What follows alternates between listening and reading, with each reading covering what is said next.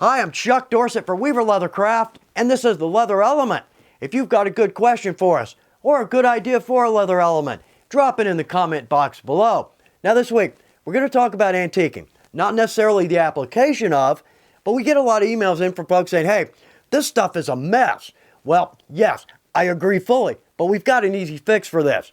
Now, if you're new to leather, an antiquing is simply a wash of color, not really a full-blown dye.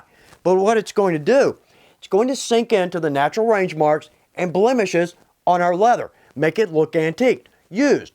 But even better than that, if we stamp our tool, it's going to sink into those stamp lines or our tooling impressions. It's going to make those stand out. I love it. Use it on most of my projects. But here's the problem.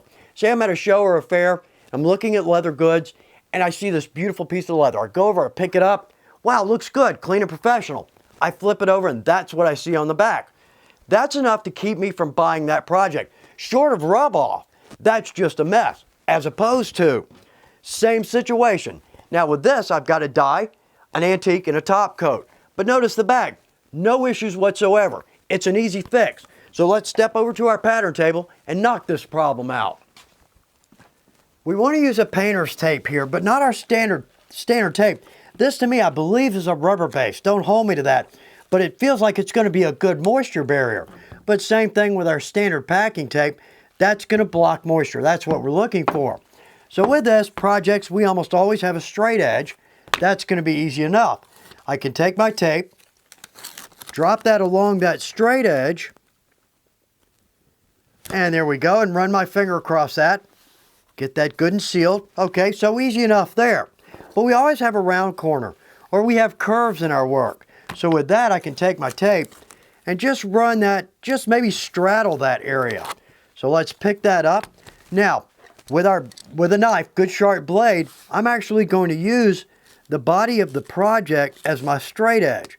So that's going to give me a really clean edge on my tape, therefore a good clean edge on my leather. Now, if we take off a little dye here, that's no issue because we're going to our antique now, and that'll cover that up.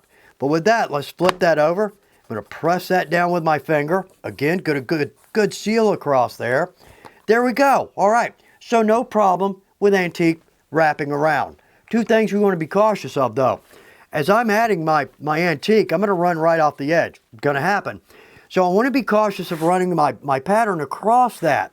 But we can seal. We can always seal this with some plastic wrap or some packing paper because our mind is on the antiquing, not on our work surface. But also one more thing.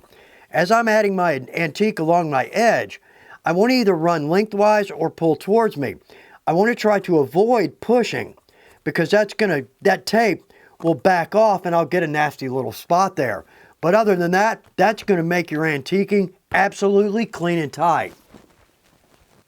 Well, I hope that takes some of the stress out of using an antique for you because I love them. They really add a nice touch to our work.